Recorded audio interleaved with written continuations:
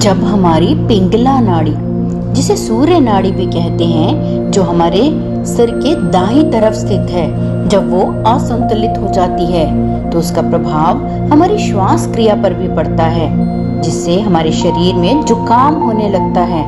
जय श्री कृष्ण दोस्तों। ओम श्री गुरुवे नमः। ओम श्री मात्रे नमः।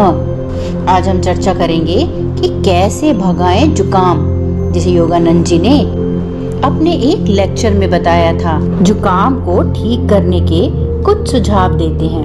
वे कहते हैं कि प्रतिदिन गर्म पानी में नमक घुलाकर उससे कुल्ला करना जुकाम के प्रतिरोध के लिए बहुत अच्छा होता है।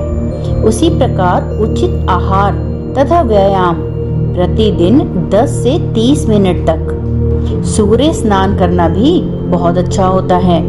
यदि आपको जुकाम लग ही जाए तो गले और छाती में उतरने से पहले, जब ये नाक में ही है, तभी उसे वहीं पर रोकना सबसे अच्छा है। जुकाम को काबू करने का सबसे अच्छा उपाय है उपवास। उपवास इसे तुरंत रोक देगा। जुकाम को खत्म करने के लिए उपवास के जितना शीघ्र काम करने वाला और कोई उपाय नहीं है। यदि आप 24 घंटों का उपवास करें तो साधारणतः जुकाम उससे पूर्ण समाप्त हो जाता है। परंतु यदि आपको जुकाम बहुत लंबे समय से रहा हो तो आपको भरपूर फल और सब्जियां खानी चाहिए और साथ ही भरपूर ताजी हवा और धूप लेनी चाहिए। योगानंद जी बताते हैं कि बहुत से लोग जुकाम होने पर अत्यधिक पानी पीने में विश्वास करते हैं, परंतु यह तभी अच्छा होता है जब व्यक्ति को बुखार या कफ अत्यंत गाढ़ा होने के कारण बाहर ना निकल रहा हो। अन्यथा अत्यधिक पानी माइकस मेम्ब्रेन्स को अत्यंत उत्तेजित कर सकता है।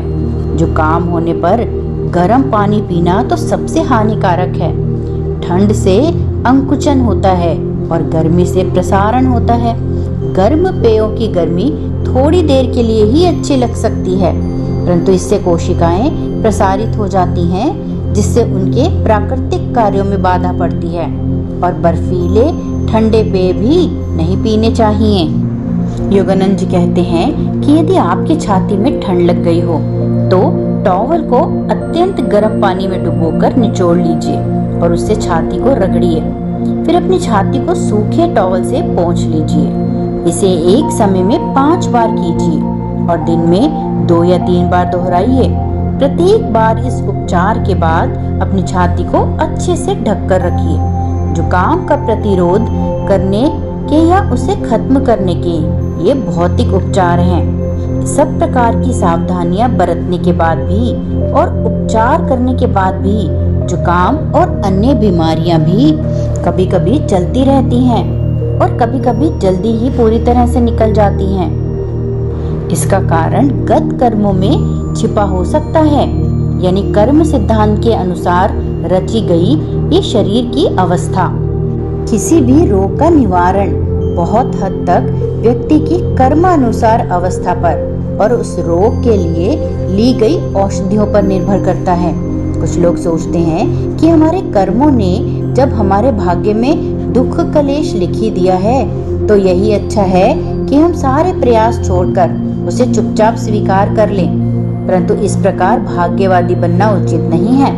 स्थिति को सुधारने का प्रयास करना और जब परिणाम तत्क्षण प्राप्त नहीं होते तब उस प्रयास को छोड़ देना मूर्खता है, क्योंकि आपका प्रत्येक प्रयास कर्मों के उस ढांचे को तोड़ने में सहायक होगा।